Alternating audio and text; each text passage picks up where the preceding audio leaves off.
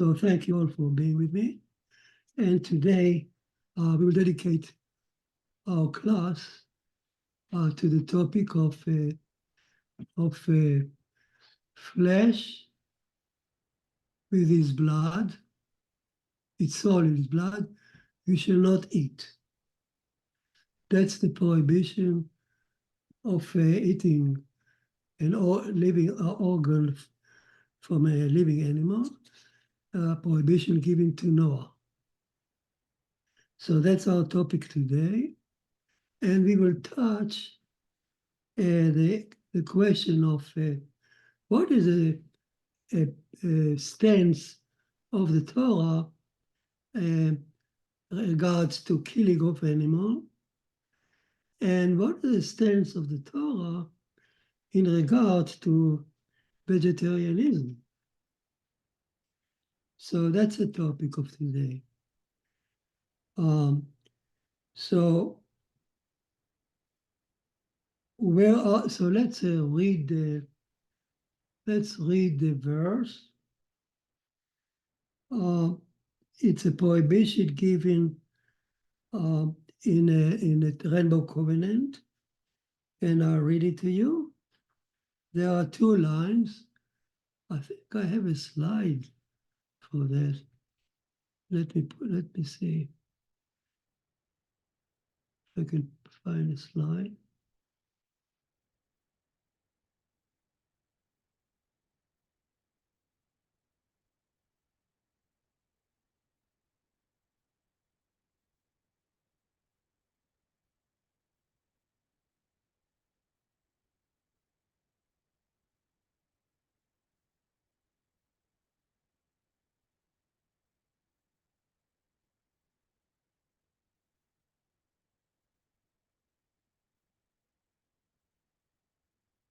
The slide disappeared for some reason. It happens many times. So anyhow, the slide, the verse says, and I read it for you, that's from the Rainbow Covenant. It says, where is it?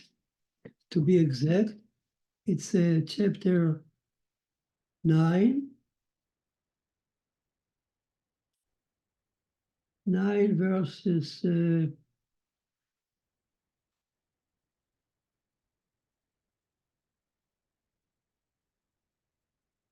verses 4, 3, and 4. And it says, every moving creature that is alive to you will be eaten by you as a vegetable of the field. I have given it to you. So first verse allow the killing of the animals for its flesh. And then the next verse says, but flesh in its soul, his blood, you shall not eat. So here's a prohibition. First, he allowed to kill animal for its flesh. Then he says, but don't eat flesh in its soul. So flesh, means a flesh taken from a living animal while it was still alive. Is blood taken from an animal while it's still alive, you shall not eat. So there is an organ from a living animal and blood taken from a living animal.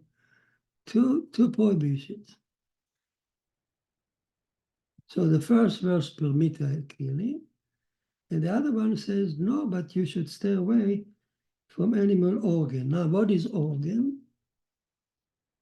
Many times it's translated as a limb taken from an animal, living animal. Limb refers to a leg or a hand, so leg would have all the different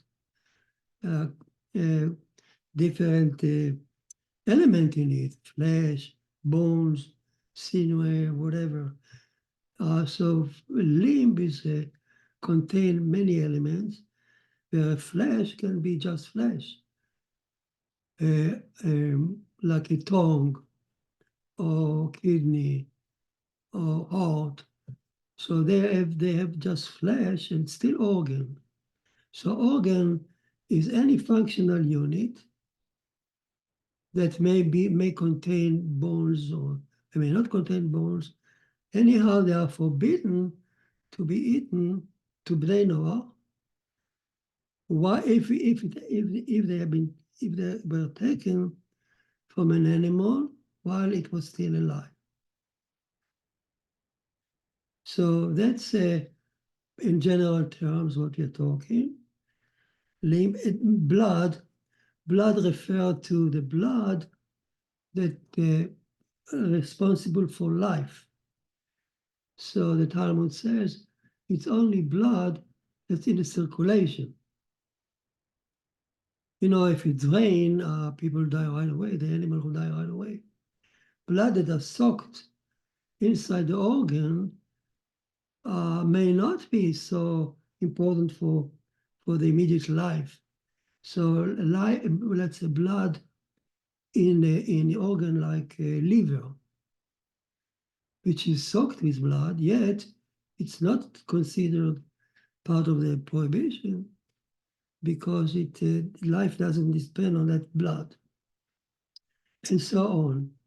We don't want to go to too much detail of halacha here, but that's a general term. Now, before we move on, we need to realize that the prohibition is given here to Noah and children, but Moses repeated it in the Deuteronomy to Israel, almost with the same words. So here is an example of a law that was given to Noah and repeated by Moses to Israel. As a rule of thumb says, any such commandment applied to both Noahide and Israel. Like idolatry, adultery, bloodshed, all the commandments were given to Noah and were repeated to Israel either by the Ten Commandments or other books. They apply to both. So, so those commandments that carry the two signatures of Noah and Moses apply to Noahide, which means everyone listened to Moses. Jack Sanders from Chattanooga once phrased it to me like this: we all believe in Moses, but Moses tells us to listen also to Noah. So we in Noahide need two stamps to have a commandment applied to us. The sciatic nerve was given only to Israel, but not to Noah, and so on. So, and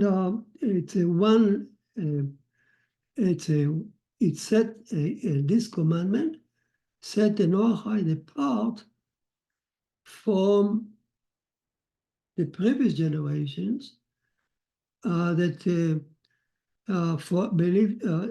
were obligated only by 6 until Noah came and the flood came and this prohibition came. All the previous generation were under 6 commandment of Adam. Came here Noah and added 1. That 1 separates, if you wish, Noahide from the previous generation before the flood. Any commandment of God is important. It sets you apart from something. Now let's ask ourselves, look at those 2 lines. The first line says, you should not kill animal. No, I allow you to eat, no, I allow you, Noah, Noah and your son, I allow you to kill animal for its flesh. The second line is a prohibition, but do not. Now, what is the purpose of this commandment?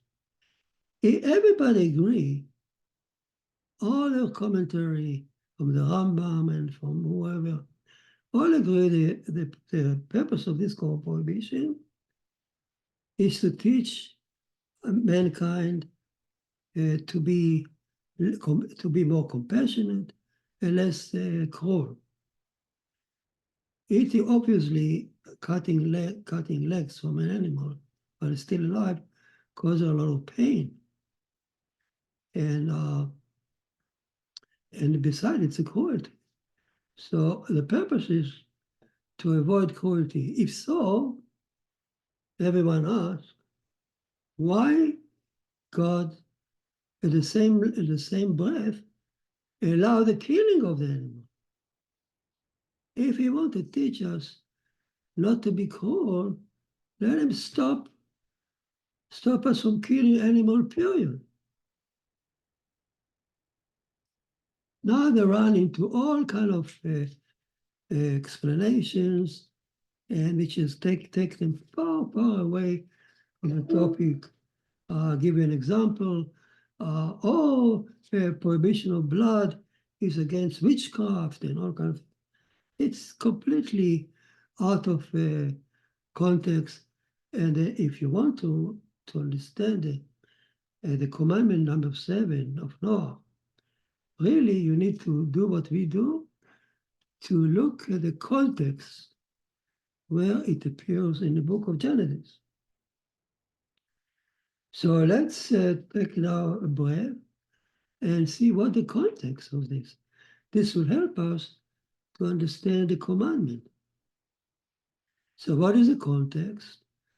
We know that since it was given to Noah, and we know that all the stories in this segment of the Torah, from Cain and Abel, the first killing, until the flood, all of them revolve around what? Bloodshed. We painted it all in red. All the story explain you to tell you how mankind degenerated from one killing of Cain and Abel into two Balkan gangs in Noah's time that were murderous gangs that actually fought each other, terrible bloodshed. Because the flood came because of bloodshed and theft. So the whole segment of the Torah is red. Before that, to remind you, the Torah talk about Garden of Eden. We painted it in pink because it's adultery. Number 2 of Adam commandment. And before that, chapter 1, we painted it in gold, let's say, because it's talk about idolatry, number 1. So the Torah moves from one segment to another. So where are we now in this commandment of 7?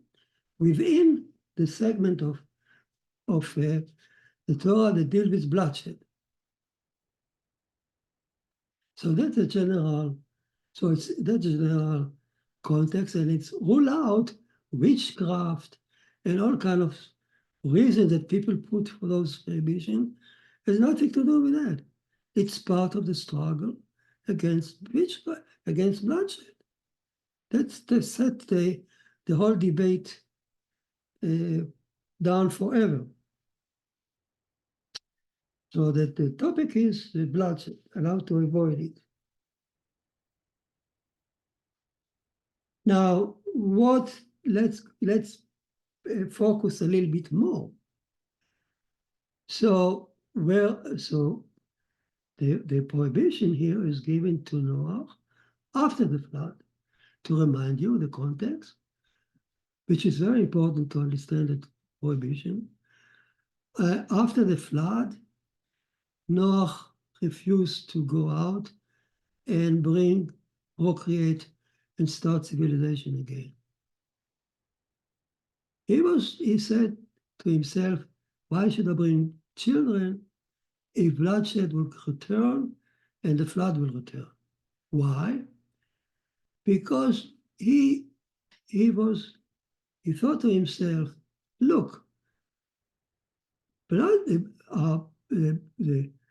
when he looked at his own generation, he saw that the reason the bloodshed came, whatever philosophy you hold, either you believe in mercy, like Enoch, even if you believe in Allah or al-Din and hard justice, like kind children, whatever your philosophy is, the bottom line is that you end up with bloodshed. So everything else is just superficial. The reason for war and rivalry between men and men, and a horrible bloodshed come, is not the superficial belief of civilization. It's just the animalistic, bloodthirsty heart that we have, that we carry from evolution, if you want. This is our natural, animalistic nature that pop up and hit us again and again. Look at Ukraine, look today at Hamas. Who could have thought that war is even possible in Europe after WW2? Yet people are dying. Oh, they can explain it with this philosophy or that philosophy, empire, this, NATO. That's garbage. It's a mankind heart, bloodthirsty heart that pushes us to kill, fascinated to kill. That's what Noah thought. And if so, we are doomed. I'm not going to procreate. And why should I bring the children to the world? Yet Elohim told him, go out and procreate. So he couldn't ignore it. But he exited from Ararat, went down by foot to Mount Moriah. There he identified to his children the remnant of the first murder. Cain murdered Abel in Mount Moriah. So he re-erected the altar and he offered the first burnt offering, where you stand before God not speaking a word. Noah wasn't a speaker. He was not orator like Enoch was. He simply stood there and says, as you stand, when you bring burnt offering elevation, you don't speak a word. God, this is what I am. You know my heart. You know my bloodthirsty heart. You know that my children will commit again bloodshed because we have such a bloodthirsty heart that you made it. So here I am, but I beg you, and I'm telling you, God, now he's a different Noah now. He's a Noah that put condition to God. Prior to that, he was walking Elohim ways. He was a righteous person. Torah says he listened to Elohim without hesitation. You stand before God, but not only petition, but demanding, wait a minute, I will not procreate silently without a word, just his heart. Remember, burnt offering, you offer to God even rejection, even thought of rebellion, even thought of idol worshiping. We learn it in Parshat Vayikra. And no, that's what he's doing. I'm not ashamed. This is me. I'm a petition to you. You made me like this. And I am not going to listen to you, God. I'm not going to procreate. I have a free will. Free will is a paramount element in burnt offering. You remember, you compare your free will to God's free will. And my free will is that I will not procreate. unless I see what? Two changes. I see, you promised me there will be a change in human heart, that we will come out of that animalistic heart, and you will be more compassionate and less bloodthirsty. Promise me there's a chance that we will come out of that trap of animalistic bloodshed that we see out in Europe now. Let's tell me, I want that you promise me we'll exit from that. That's change number one. Change number two, I will not procreate and see your heart, God, your heavenly code, changing your way. I want to see less judgment and more compassion to us, so that the flood, you will be more patient. If we slide down, you will be more patient. The next flood will not come so fast. As he was thinking those thoughts that came out elevated to God by the fire, as usually is done by the burnt offering. When you bring a burnt offering, everything is elevated to God, without confession, without a priest listening to you. You just stand there between you and God, nothing else. Then he had a wonderful, unbelievable revelation, as we learn in the text. The text shows that the heavenly court appeared to him like a train. First, YHVH spoke its words, and then Elohim followed. Two wings, symmetrical wing, with the same number of the attribute in each wing. Each wing answered him in its own way. And to make it short, the merciful one spoke first. She smelled a good aroma. That's very important. I accept your offering. It's a license to mankind to offer, to slaughter animals for God. And she said, talk to your heart. It's not true, Noah, that you are you are a slave to your heart. You're captured by your heart. Oh, I have no alternative. I couldn't stop it. My heart, my compassion overcame me. Stop, don't tell me nonsense. You can, God tell you, you have the power to overcome your heart. Don't listen to the psychologists that say, oh, he got this guy, no. He had he overcame him. Tell it to your grandma. To me, God says, you are responsible. You could overcome, nothing like that. A righteous person should overcome his heart. Number one. Number two, Hashem says, oh, the evil of mankind is only from his youth. It's really fair. There is a light at the end of the tunnel. It is youth. You are right, Noah. Right now, you are captured by bloodthirsty hearts from nature. But I made you to become ideal man.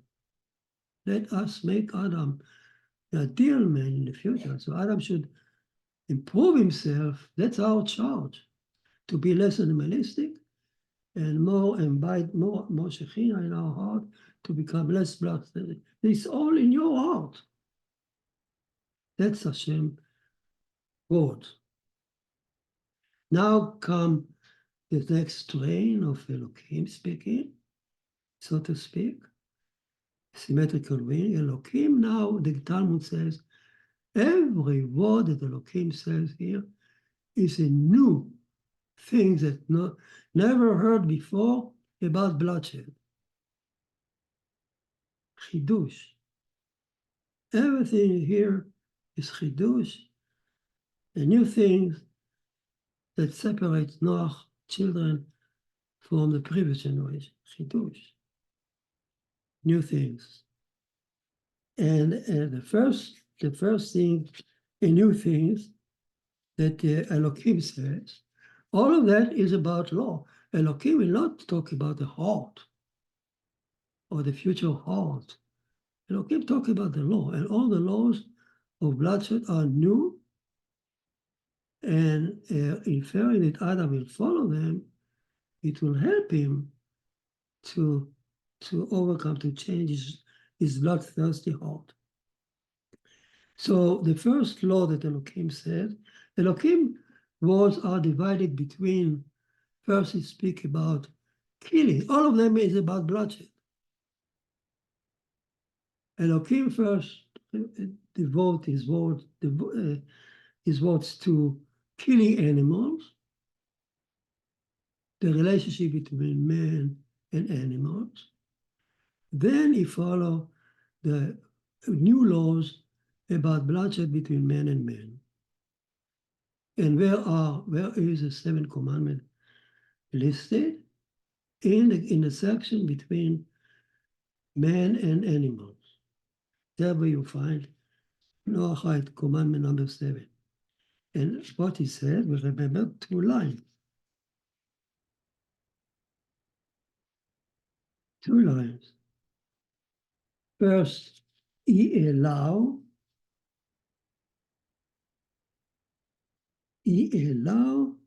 the animals, may he allow Adam to kill, he allow Noah and his sons to kill the animals. Wait a second. It's a new thing, which infer that before that, he did not allow mankind to kill animals. If this line is a new thing that he allowed, it means that until now, he did not allow. So mankind was vegetarian until this time. Indeed, if you look at the end of chapter 1, at the very end, when Elohim make Adam in his image, and it says, Elohim said, behold, I'm quoting you from chapter 1, about Adam. Elohim said, behold, I have given you all the grass that sows seeds, which is in the whole world, and all the tree in which the fruit of the seed sows the seed for you to will be eaten.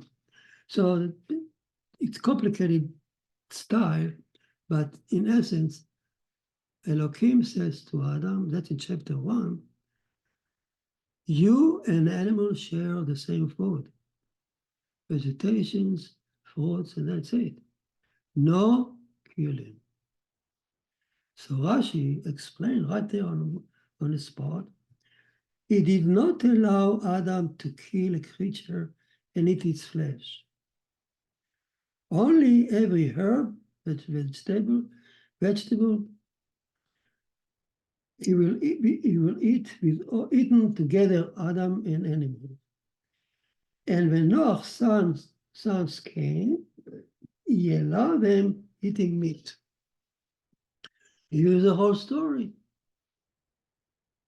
So according to Rashi, which written 1,000 years ago, and it culminates all the midrashim were written 1,000 years before Rashi. The official stance of Judaism is that before the flood, Adam, since creation, Adam and the first generation until now were forbidden to eat meat. Certainly not to kill animals, and not to eat even dead animals, according to Rashi. No meat. Pure vegetarianism. So And then what happened? Despite that total prohibition, mankind degenerated from murder to murder. Cain and Abel to finally Tubal Cain. Wars, bloodshed, mugging, killing in the street, in the homes. So all that while being vegetarian. So it shows that being vegetarian will not help you to cure your bloodthirsty heart. It's very superficial. Look who was the first murderer. Wasn't it Cain who brought God fruits?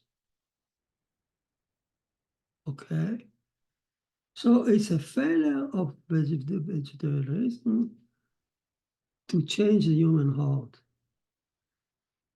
If so, let's continue the line of thinking. Elohim saw now that seeing that mankind have failed so much, and Noah offered him sacrifices, which he actually expressed by killing of animals. So Elohim says, I consent to you. I consent to your natural bloodthirsty heart to status. I know that you don't meet my criteria, my expectation. And I consent, I allow you to kill animal without me charging you and paying with your life. Because in nature, animal kill to be eaten, kill and be eaten, kill only to be eaten. Animal are engaged in the killing cycles, but they pay the due. Elohim is there very particular, demanding the blood of any animal from another animal.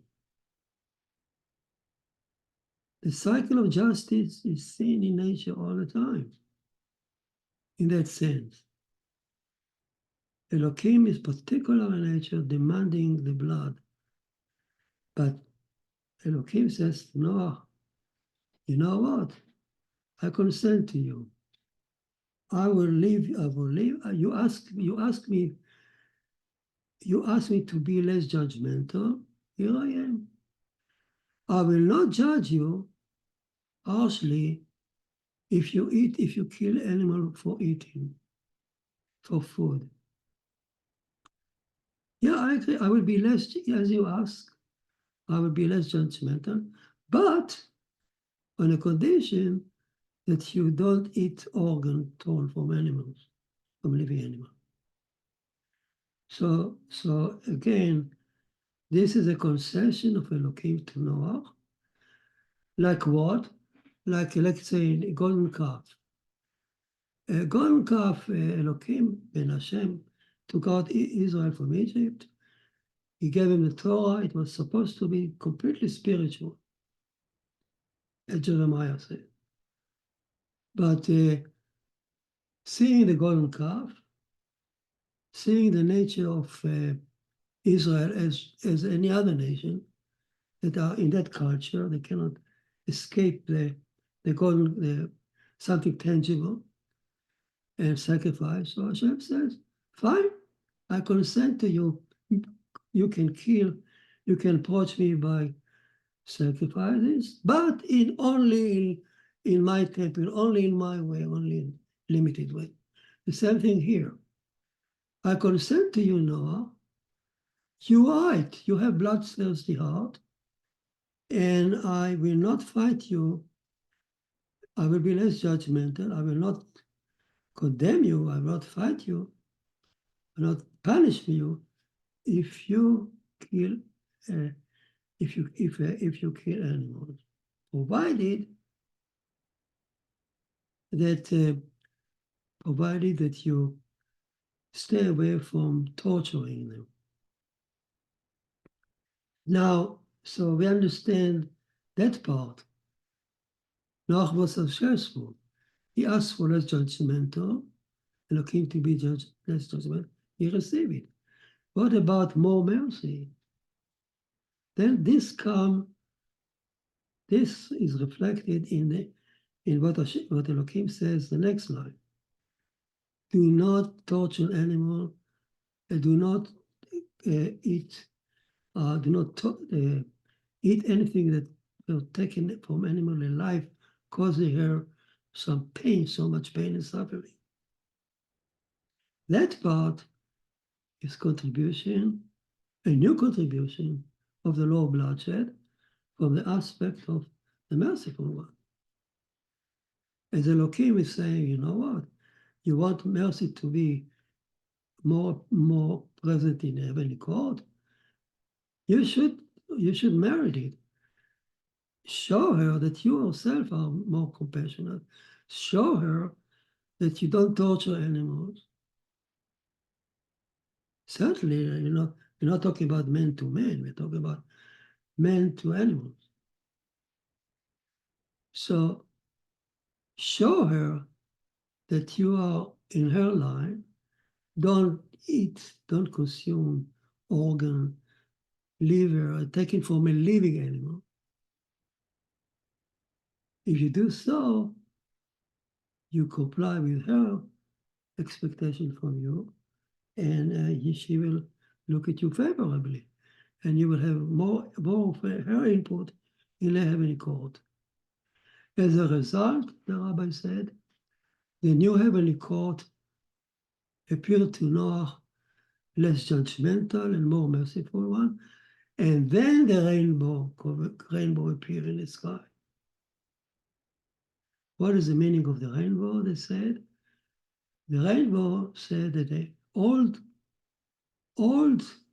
heavenly court is above the rainbow.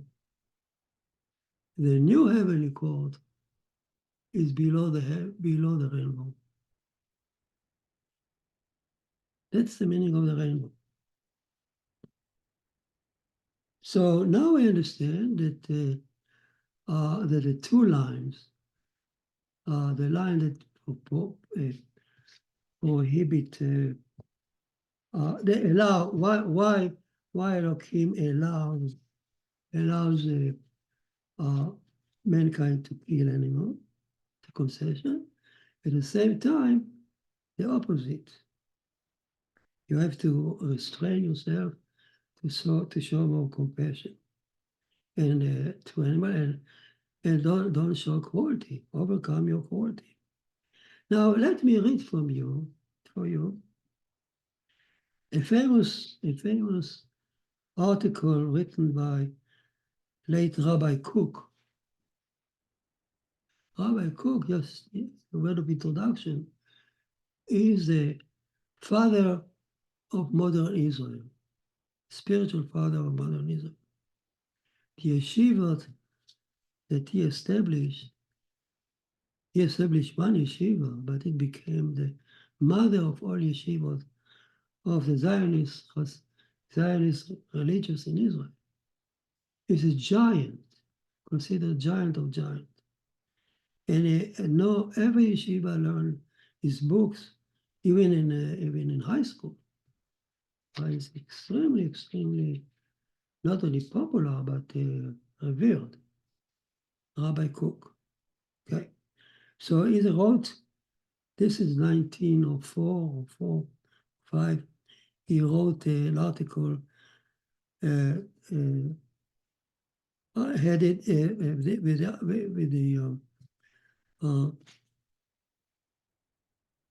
with the title of Vegetarianism and Peace. Now, a quote for you, it's a long article, but I'm just quoting, explaining segment of it. Rabbi Cook says, vegetarianism is an ideal state of mankind, as told by Hashem to Adam after he appeared on earth.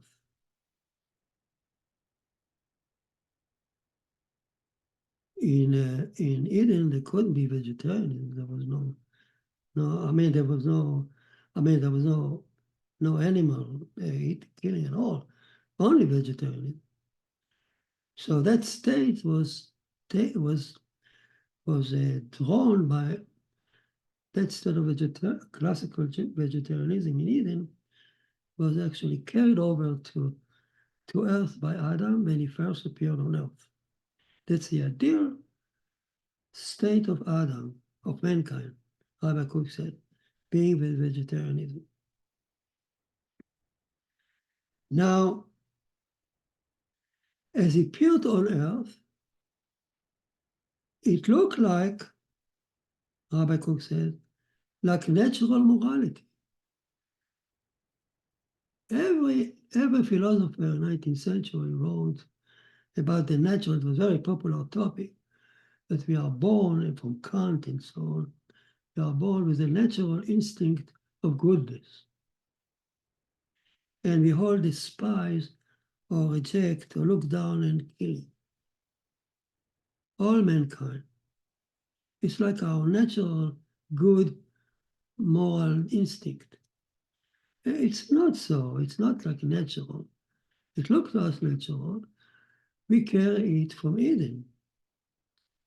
Because remember in Eden's story, when they ate the fruit, their eyes opened up, and they saw they were naked, which means they acquired the first time the perception of Hashem. You are not ashamed from nakedness under Elohim, who creator of nature. Nothing is shameful in nature, walking naked. But when you have the perception of white creation, for the first time, oh, I am naked. So the perception of Hashem, it came to them the first time in Eden after they ate from the fruit. With this, a sense of compassion. And that perception of compassion against killing came to them, to earth, as a natural. Now they feel it as a natural tendency, a natural point of morality embedded in every human being. So Rabbi Kook said, all mankind, actually, if you look down, all mankind actually don't resent bloodshed.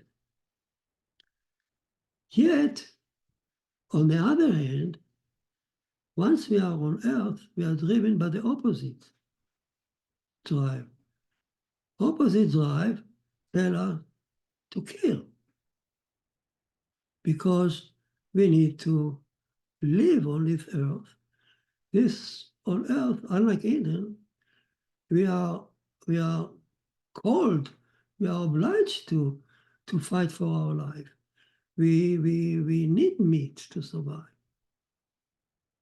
Of course, now we have technology that can replace protein, who knows? But in ancient time, there was no technology. You needed meat to survive. So once it's given that once we are on earth, we are also moved or driven by a strong lust for drive to kill and to bring food home and to survive. So these two drives are opposite each other.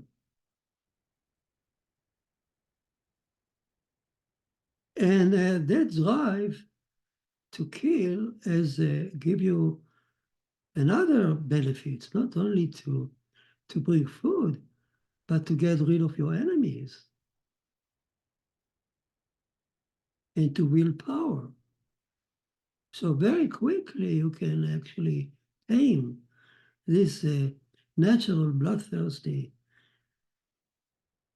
drive to your social need, to your needs. So, and you forget about this little point of compassion that you brought from Eden. And that drive, animalistic drive, that was on Noah's mind when he asked Hashem to change it. Now, Rabbi, I'm quoting you directly from Rabbi Cook. When God saw that humanity has fallen into bloodshed and slipped into terrible bloodshed and wars, there was no point anymore for vegetarianism.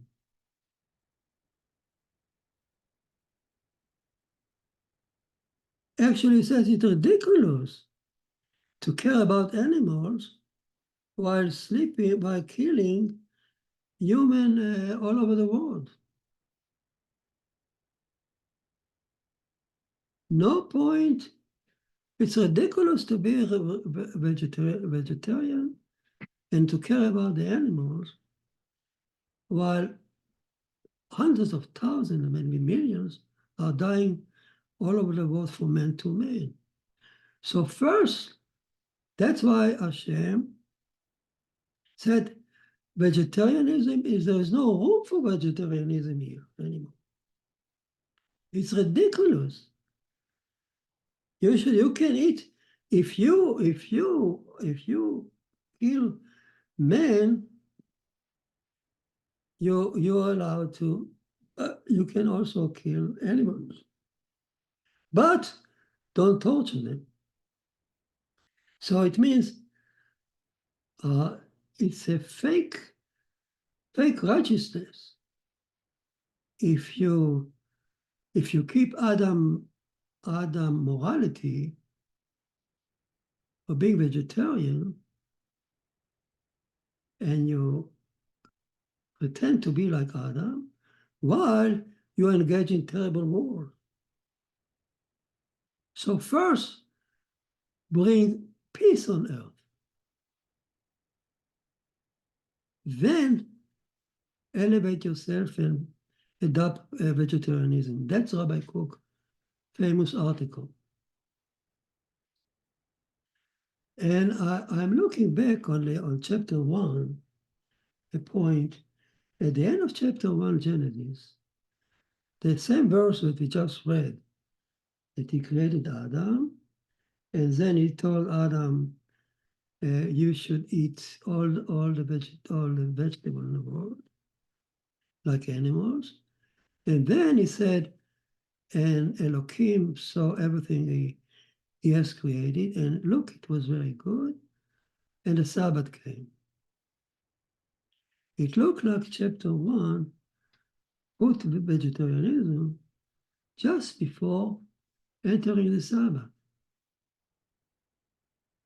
And that supports Rabbi Cook's premise. One day, we will overcome our bloodthirsty heart, man to man. And then we will merit going back to Adam values of being vegetarian and not killing even animals. Then we can call ourselves very good and qualified to enter the Sabbath. So that's, you see, all that inputs, all that information came up to us only when you look where the verse appear, what context, what color it is, and when you realize all that, suddenly the prohibition take a life of its own and become like something giant giant message that really important to talk about. All right, that's any question for me today?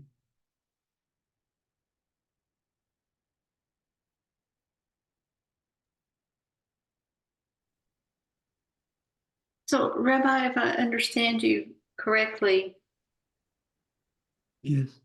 not it's I don't know the word to use, but not claim to be do not claim to be a vegetarian because of concern for animals, as long as people are killing people in the world. It looks ridiculous, he says. Okay, but what if you take Yeah. that out of the picture? A person just doesn't like the taste of meat. They don't want, they got other reasons why they want to be a vegetarian. Yeah. I tell you the answer. As I read, many of Rabbi Cook's own disciples, many of them became big rabbis in Israel on their own merit, actually became vegetarian, despite what he was teaching. So you can still opt for vegetarianism. But the point is, don't think that being vegetarian will change your heart. It actually is good. It shows more compassion. But you need to change your heart in another way, not by being vegetarian. Because all the generation, 10 generations from Adam to Noah, failed. So you see, you can take upon yourself vegetarianism, nothing wrong with that, but not thinking that I will change the world and I will change myself. Mankind will be more compassionate by being vegetarian. Yeah, you can adopt as many of his own disciples. But he's speaking about mankind, about as a mankind as a whole adopt vegetarianism as we approve ourselves and approach the Sabbath. And as long there is no peace on earth, it looks quite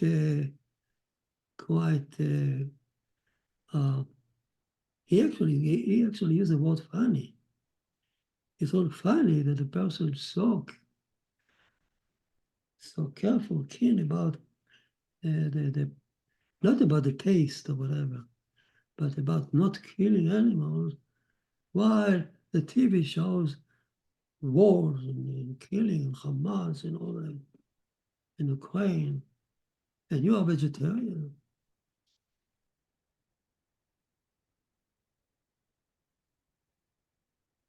Lot to think about it. Yes, you've given us a lot to think about tonight. All right, if there's no question. I have a question, Rabbi. Yes, go on. Yes. When you teach us about the Noahide, the seventh Noahide law about the cruelty of killing animals, is it linked to the Jewish law of not boiling a kid in his mother's milk? Is that linked to the same sort of cruelty? That's why Hashem gave that law to that's my question. Yes, very good question. Of course, the agony of animals is and be careful not to torture animals and not to do cruel things is also repeated in other commandments like meat and milk and not killing a cow and her son or an oxen and a son. By the way, thank you for reminding me to be Israel follow the same line that you talk about it. It's forbidden to consume blood. from the circulation. So first you pour down the blood as it comes out from the animal. Secondly, first of all, you make sure that the killing itself is absolutely less painful as possible. You're allowed to slaughter, but with minimal pain. And if you know the law of slaughtering in Israel, in a Jewish law, the sharpness of the knife should be exquisitely sharp. You need to taste it on your nail before you touch the animal. It killed the animal right away, and you sever right away. You sever his trachea and the lung, so you kill it on the spot with less pain, as much as possible. So that's one. Secondly, you try to draw, not only to pour all the blood down from the vein and the arteries, but then you try to take them out from the organ. That's why you salt them. The salting the blood, making the kosher meat, is sure that most of the blood that was still kind of not really embedded, but floating in the meat, it will come out with the salt, and the meat will have less blood in it as possible.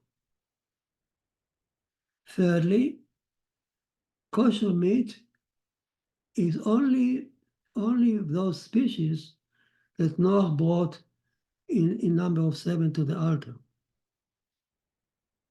So the kosher meat completely depend on what we are talking here. We've been talking, throwing the blood away as much as possible, and actually allow yourself to eat only those animals that Noah offered on the altar. All the other animals and cattle are forbidden. Only the 7 species that Noah brought. So much Noah sacrifice plays a role here. And yet, yes, to be many laws that tell us to alleviate to animal suffering as much as possible. It's a commandment of the Torah. Yes, you're right.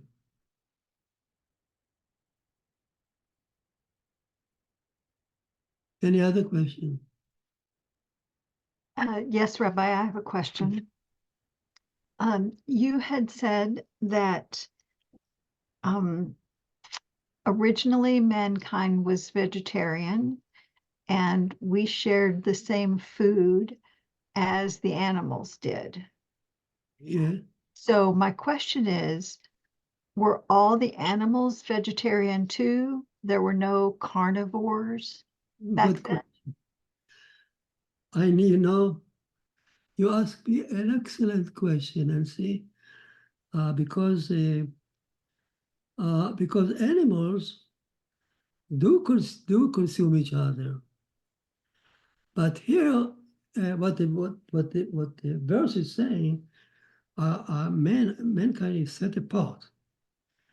You are certainly not like animals who consume each other. You are like those animals, creatures that depend on vegetables.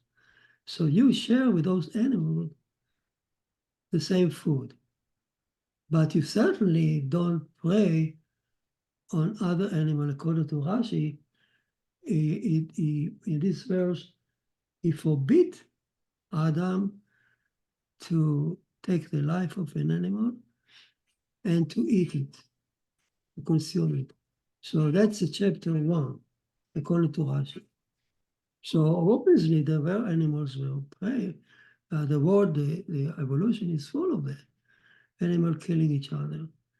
But Adam is born with the prohibition, telling him the prohibition, you are to share the food only with creatures that eat food. You stay away from being animalistic. Animal. Yeah. All right. Yes, thank you. So that's the sheet. That's a Rashi and all this classical explanation of the segment. There are other. I want to tell you that there are other. She taught other classes of Torah teaching that teaches in different approach, but I selected here what is customary, the Rashi, the basic, and Rabbi Cook. This is the basic teaching that I selected here. I didn't want to confuse and to introduce other explanation, but this is the basic classical for thousands of years teaching here. All right. If not, have a good week, think about it, and eat good food, and see you next week. Bye. Thank you. Good night. Thank you, Rabbi. Thank you,